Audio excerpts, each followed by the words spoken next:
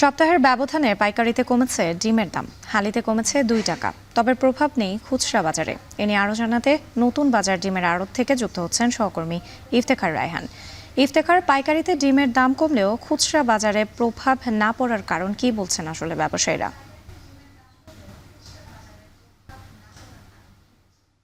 জি, রাত্রে আসলে গাজীপুরের বাজারগুলোতে আমরা দেখেছি যে শীতকালীন যে সবজি সেটির কিন্তু সরবরাহ বেড়েছে এবং এই শীতকালীন সবজির সরবরাহ বাড়ার কারণে কিন্তু ডিমের বাজারে স্বস্তি ফিরে এসেছে।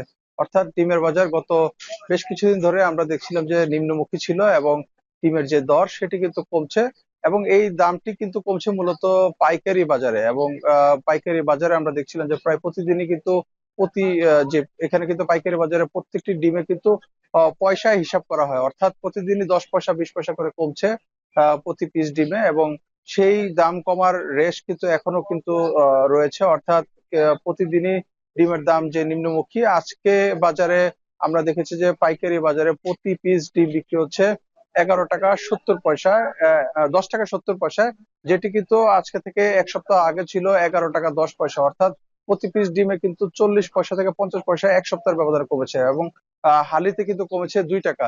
তবে পাইকারি বাজারে আজকে 42 টাকা 80 পয়সায় প্রতি হালি ডিম বিক্রি হলো, সেটি কিন্তু খুচরা বাজারে এর কোনো প্রভাব পড়েনি। আমরা দেখেছি যে খুচরা বাজারে সে পুরনো দামই কিন্তু বিক্রি হচ্ছে, অর্থাৎ 50 টাকা করে হালি বিক্রি হচ্ছে। কোথাও কোথাও আমরা দেখেছি যে খুচরা প্রতি পিস ডিম কিন্তু বিক্রি হচ্ছে 15 টাকায় এবং এই অবস্থায় কিন্তু আমরা কিন্তু যারা ব্যবসায়ী রয়েছেন তাদের সাথে কথা বলেছেন, তারা আমাদেরকে জানিয়েছেন মূলত ডিমের সরবরাহ কিংবা যে সরবরাহ কিন্তু আগের মতোই রয়েছে। তবে বাজারে যেহেতু শীতকালীন সবজির এখন সরবরাহ বেড়েছে, পাশাপাশি ক্রেতাদেরও একটি ঝোঁক রয়েছে শীতকালীন সবজিগুলোর উপর, যে কারণে ডিমের কিন্তু চাহিদা খুব একটা তেমন একটা বাড়েনি।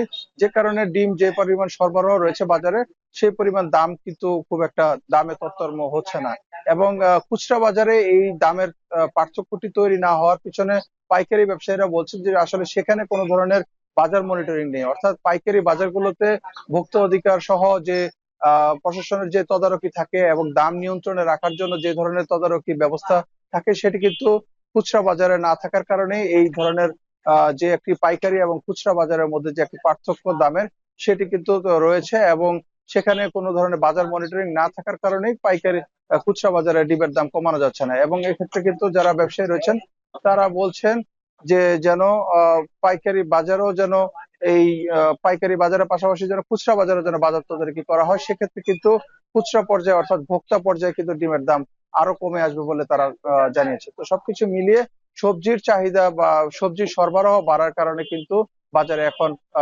ডিমের দাম কমছে। তবে খুচরা বাজারে এর প্রভাব এখনো পড়তে শুরু করেনি। তো সবকিছু মিলিয়ে এই ছিল আমার কাছে গাজীপুর থেকে ডিমের আড়ত থেকে সবশেষ তথ্য। গাজীপুরের ডিমের বাজার থেকে যুক্ত ছিলেন সহকর্মী ইফতেখার রায়হান।